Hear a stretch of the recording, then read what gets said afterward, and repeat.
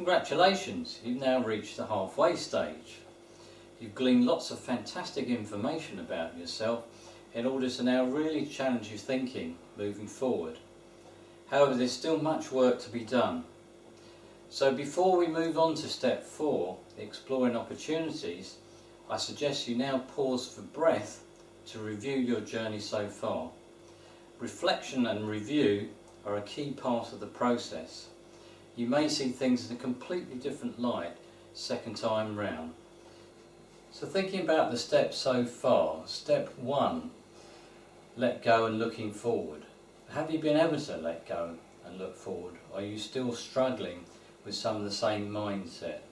If so, I suggest you revisit some of those early exercises and then see how this might make a difference moving forward.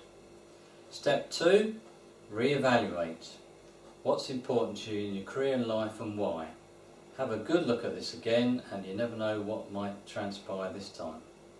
And finally, step 3, establishing your true marketability. This is really about who you are and what you have to offer the world. Have you really managed to flesh out as much as possible from this key part of the process?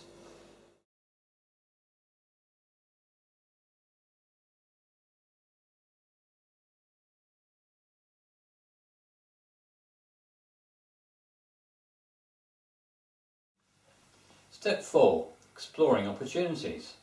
This is a really interesting part of the process and is primarily about research. However, do yourself a favour and resist the temptation to fire out your CV at this stage of the process. Why?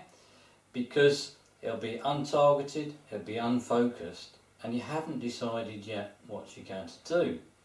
So if you haven't decided what you're going to do, then it's really not going to achieve the best result, and your CV is not going to sell you in the best light. So avoid the temptation to do what many people do.